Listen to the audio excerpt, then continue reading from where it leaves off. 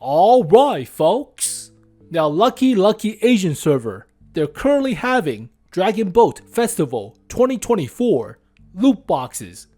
Yay, more loot boxes, whoopee, oh Christ. That was sarcasm, but it does contain the new Lätt Stridsfordon Tier 9 Premium Swedish tank destroyer. So originally we covered this vehicle back in January of last year. It is a more mobile, stealthier S-tank with a bigger caliber of a gun, 120mm. It is not as accurate and the shell flies slower with more module damage and more alpha, but I thought this was one of the best Tier 9 special tank. It changed to a premium now, so let's do a quick recap on this vehicle before it comes to our Waffentrigger boxes or something, like August or September. But in their Dragon Boat loot box, it also contains the TL7, the T54D, and a bunch of Tier 8s. The best Tier 8 is likely the Renegade. The worst one is likely Corvette's 1. It is surprising how the dispersion on this vehicle is utter crap compared to its brother, the Object 703 version number 2, so twice as bad. But the 703 version number 2 is pretty good with the twin barrel 122, so kind of weird, but probability is only 1.3%. That is crap compared to like 2.4 for Holiday Ops. It is the same probability for Lunar New Year for the Object 590. So this probability is not great, but therefore the boxes are a little bit cheaper to compensate. So it will cost you $254 for 300 boxes. There's no gold guarantee. This is only on the Asian server, mind you, but the best discount is only 15%. That is crap. We get like 30% or 40% on the other servers buying like 300 boxes or something, but only 15%? The base model is 5 boxes for $5. That's not bad, but yeah, okay. 15% discount would be awesome, guys. Alright, let's take a look at the vehicle, but it should be the same stats for all the other servers. So now a premium tank, it makes the bonds pretty nice. Crew of 3 fits all the S-tanks, so only commander, driver, and radio operator. The commander and the driver are the gunners as well. But 120mm, they changed the DPM on this machine. Originally, it had a different DPM in siege mode than normal mode, but now it's consistent, like with the Strv 103-0 at Tier 9. So more module damage, more alpha damage, but flies slower with the shell velocity. And now it's 2750-ish DPM. So originally it was like 2100 without the siege mode and 3000 in siege mode. But better accuracy now in siege mode. So kind of funny how we cannot trigger siege mode in the game client or garage. But 290mm of pen for APCR round compared to like 308 or 310 for the 105mm. You do have 30 more alpha damage and more module damage, but there are a few trade-offs. So jumping into tanks.gg. So dispersion while moving the hull is utter crap, but you're supposed to go into siege mode, not in the normal mode. So there's no change to DPM in siege mode compared to travel mode or just normal mode, but accuracy goes way better to 0.29 and 1 second of aim time, as expected out of a S-tank, but top speed jumps down to only 10 kilometers per hour. So this is kind of funny compared to the original design back in January of last year on the super test. So this is the original stats, somewhat. So it has only 2200 DPM without the siege mode. In siege mode, it gets 3000 DPM, 3100, but accuracy is not as good as the actual S-tank. And it takes a little bit longer, about 2 seconds of aim time compared to 1 second. Does have decent dispersion while moving, but yeah, this thing was about the DPM and bigger alpha and module damage, but shell velocity does fly slower. Also has 20 kilometers per hour top speed in siege mode. So there's a few change, but yeah. Horsepower per ton ratio also gets a little bit better compared to 16.55. It's 17 now, but terrain resistance also got buffed, which is nice. So we'll segue into the mobility later on, but shot velocity stays the same, 1,350. It is slower than the STRV-103. So let's just compare it to the STRV-103 since we're already on firepower, but yep, not as much DPM, but there's no difference in siege mode or travel mode. Less penetration for the gun, more module damage, more alpha damage. It's a bigger caliber. Flies slower by 150 meters per second. Carries 10 less rounds, so less potential damage. Obviously, the shell will cost more, but yeah, the vehicle seems practically the same as the STRV-103. So let's switch it into siege mode to see if there's a difference. But in siege mode, switch to siege mode. Same accuracy, same aim time, which is good. Just the alpha damage and the penetration is different. And the shell velocity, but it's still very good shell velocity. You don't have to lead as much in the STRV-103, but it's still fine, right? That's still fine. Gold shell, however, is not an APCR round. It's a high explosive anti-tank. So theoretically, if these two vehicles are hauled down, facing off against each other, the Lätt Stridsfordon will win with the heat round going through the space armor, or going through the slope armor. There's no space armor, there's no cage for the tier 9. So if it's come to pass, this heat round will beat out the auto bounce 40mm hull armor on the STRV-103, which is actually kind of funny. So pretty nice, but yeah, all in all, just the caliber is different. The accuracy, the aim time is the same, so no worries there, which is nice. So let's segue into the armor on this vehicle. It has the same health now compared to the STRV-103. Originally had 100 more health, but that's still fine. If you're used to the S-tanks, you're camping in the back. It is very stealthy and very hard to detect this son of a bitch. So yeah, alright. Switching to a 105 and auto bounce zones if it's correctly angled. There is a lip that is only 20mm on this vehicle. The rest is 40. Also, the bottom of plate is also only 20, so it is not as consistent as the STRV-103. It is more in line with the Kampfpanzer 07HK with the bottom plate, but that thing has like what, 150 or very decent lower plate if I remember correctly. So you can also shoot into the gun canal, and that will pin only 20mm, as well as the commander cupola 20mm. So the armor is not as consistent. Yeah, that strip right there is only 20mm. It is a lip, it is not as well angled, so that is the weak spot. But this vehicle has better camo, so just camp in the back, as you should. No armor for the sides, only 20, and 20 for the rear, so it's all about angling on this armor. Don't go down a hill, otherwise you cancel out your sloping on the upper plate, but it also has a weird angling, like with the UDES-03, so the gun could actually move in the socket in the canal, whereas the STRV-103 cannot really move the gun without actually moving the hydropneumatic suspension. So jumping into tank side GG, you can see this by shifting the tilt of the hull. So you can actually move the hull and move the gun independently. It's like with the UDS-03.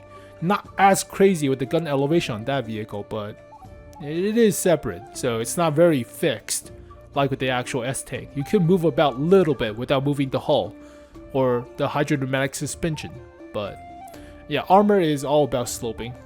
All about sloping. Bigger caliber guns has difficulty pin, right? So like 130 or 122 automatically goes through. Yeah, 125 automatically goes through. You have no armor. Artillery shell hurts. So you're camping in the back. Don't get yourself exposed. But like I said, if faced off against the Strv-103, this thing will beat it with the high explosive anti-tank round gold shell, which is actually funny. All right, mobility wise, it has been nerfed.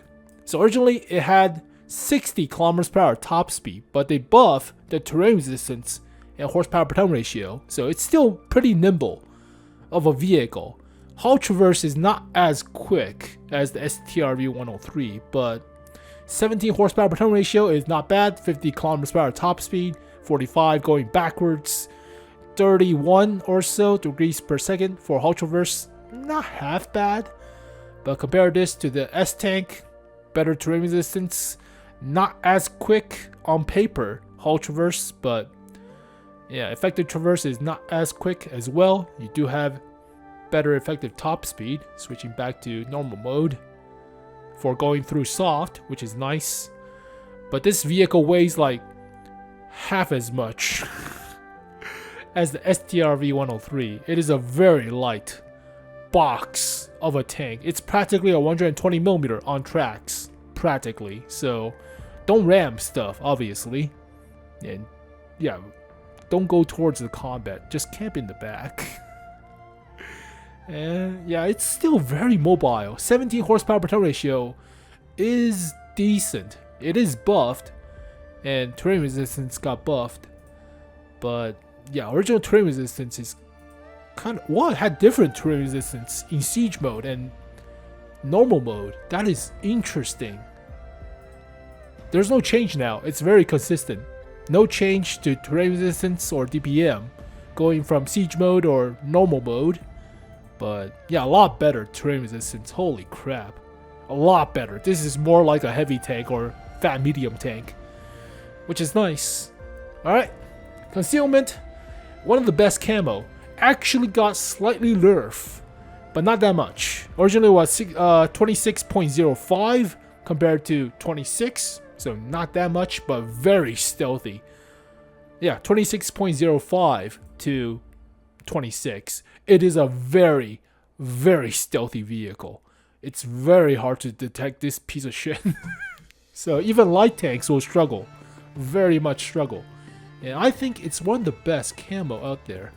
So by stats, let's go towards 1.25. By stationary camo for high tier vehicles, yeah, just behind the UDS-03. Very good camo. Better than the STRV-S1, better than the 103-0, better than ELC EVN-90. Now granted, this thing could mount the anti-bush equipment. What's it called? Commander view range system thing. Yeah, anti-bush, which make this thing more effective at spotting you, but this thing is very, very stealthy. So very good, very good. Especially even moving too. Close to like a light tank, like a Sheridan. Moving camo. Sheridans have the same camo, moving and stationary, but this is getting close to like the Sheridan or T-54 lightweight, like those combat light tanks, which is funny. And view range is still kind of if, but the same with the STRV-103. So this vehicle, you want rammer, binoculars, and camouflage nets.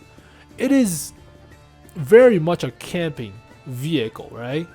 Like with all the S-Tanks I play, binoculars is one of the rare equipments you see nowadays, along with the camouflage nets, dramatically boosting your view range and camo if you're stationary, when you're supposed to be stationary and camp in a bush. But yeah, this thing with camouflage net is like 42 without even having the camouflage paint job on. So switching back and forth, yeah, just depends on which one you put in the front, but about 40. So crazy. With a good crew, let's see, with my very good crew, with the camouflage paint job, whatever, it goes up to like 60 or something, at least 50. 63. cuts your opponent's view range by 63%, which is utterly crazy. This thing has better camo than the actual S-Tank. STRV S1, yeah. By 2%. Nuts. Really good camo. So, yeah, put equipments like rammer. Oh, rammer. You don't need anything else. You really don't. You could put coated optics, but you're camping in the bush. Otherwise, you're running away. You're not engaging in the midway of running. So either you're moving or you're camping. There's no middle ground. There's no shooting and pause like with the Kampfpanzer 07HK. None of that stuff. You're running or you're shooting. So I would recommend binoculars and camouflage net. You could put turbocharger to be saucy, but you don't need it. Not really. Better camouflage. Crazy camouflage. Just to outspot the light tanks. It is somewhat important to beat out light tanks when your light tanks are utter crap, right? So pseudo light tank, pseudo passive scout. But field mods wise, it's always the first one. No question nowadays. Better terrain resistance means better hull traverse effectively and more health for your tracks. Doesn't get blown off. Always choose the first one. Accuracy or aim time, both are good. Better accuracy. Especially in siege mode, better accuracy. No question. Camo after you fire is theoretically not bad. About 7%. Now, granted you'll still be spotted by something of a light tank in your way. So I would still recommend more view range. Base view range is still kind of if, so more view range, but let's see how it compares. Wow. Really? Why is it? Oh, stationary camo is good, but after shooting camo is slightly worse than the Strv 103. As expected, it's a bigger caliber of a gun, so more muzzle flash, theoretically. But finally, loading mechanism, or aim circle size. You don't get that much DPM, only 100 out of it. But the accuracy change is kind of significant, 0.02. I would say better accuracy. Make it even God tier, right? I would say better accuracy. You can take the hit to 100 DPM. That's nothing. So let's put it on here. Let's just compare it to normally STRV or not the Lada. And use normal shells, tracks, accuracy, view range, camo, or yeah, spotting. And putting to siege mode. 0.27 compared to 0.3. Yeah, I would rather have 0.27 accuracy compared to 0.3, 0.27 in siege mode. Don't worry about shooting well, not in siege mode, but yeah, definitely better accuracy over DPM. Yeah, aim circle set, better accuracy. So this vehicle, originally I was gushing over it back in January 7th of 2023. I gave this vehicle 8 out of 10 without seeing the terrain resistance or some of the soft stats, but yeah, this was with 0.34 accuracy, right? So 1.2, oh crap. Going back to the old version of this vehicle. So 0.34 accuracy in siege mode in that DPM without seeing the garbage terrain resistance of travel mode. I give it an 8 out of 10, mostly because I love my Strv S1. This thing has better camo, which is dramatically crazier to think about, but it's still very good. As a premium tier 9, very good premium tier 9 compared to the garbage we see like TL7 or the T3 Jaeger. God tier tank destroyer compared to those crap of a premium tank destroyer, right? God tier. So I would still say 7.5, maybe still at 8. It's still very good. Yeah, this is one of the rare times I will give this vehicle like an 8, maybe. I mean, it has buffed terrain resistance. The downside to this vehicle is not that much when compared to the Strv-103. Armor is not as consistent, but granted, you're not supposed to be super aggressive in the Strv-103 unless you have the fence in the front for the tier 10. But then again, I don't know why do they play like that. You're just disadvantaging your camouflage, which is one of the big factors for that vehicle, a big plus, but you took that away by being a close range fighting vehicle, right? But I would say 8 out of 10. With the current stats, it's good. It's very good. So originally, different DPM in siege mode and different accuracy in siege mode, but yeah, without seeing the actual terrain resistance, it has like freaking fat medium tank terrain resistance in non-siege mode. So compared to comp_panzer07HK, kind of the same lower plate, but this thing has like 150 or so, which is still rather decent for a box of a tank destroyer. But yeah, less health, slightly less health, but better horsepower per ton ratio. The same into and out of siege mode conversion time, so not that much different. Slower hull traverse dramatically, 30 degrees compared to 52. So a lot slower hull traverse, but better terrain resistance, which is nice. Same view range, slightly less camo compared to originally, but not that much. Yeah, 8 out of 10. Definitely 8 out of 10. So when this vehicle comes, the stats should be same across all the servers other than Russian server. So Asian server should have the same stats as North America or EU. So there should be no discrepancy, just the difference in time of release. So this vehicle will likely see like Waffentrager boxes or at least Holiday Ops, but in its current stats, it's very good. Very good. I mean, I don't think they're going to micropatch a stats difference compared to this vehicle to the Asian server, so they wouldn't do that, but as a premium tier 9, it's a very good at what they do as a premium tank. As a premium tank destroyer, it's very good. Compared to garbage like TL7, oh god. See, tier 9 premiums. Let's see, let's go. TL7, this is like a 3.5 out of 10. Wannabe medium tank that sucks. It's not even fast. Same goes with stuff like the T3 Jaeger. Yeah, this is practically a Grill 15. If you want to play the Grill 15 with a 120mm, play with this thing. You have better camo than the Grill 15, but the dispersion on this thing is still utter crap. 0.3 or something. Well, stationary. Let's just prove my point.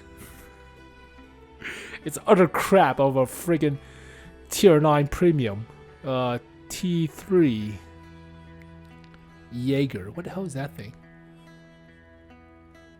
Am I blind? I am blind. Jaeger. There it is. I have the comp_panzer thing in front, but yeah, 0.3. While moving and traversing the hull. So you have to be very stationary and turning the gun. Well, it's bad. No question.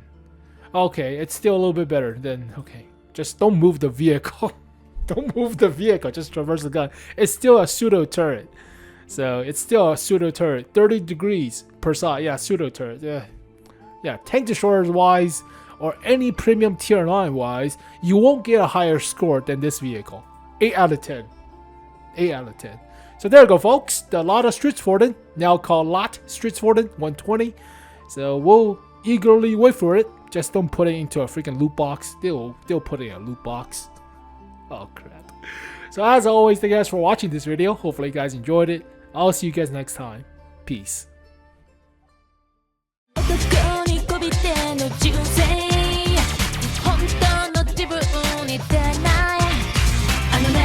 Sexy,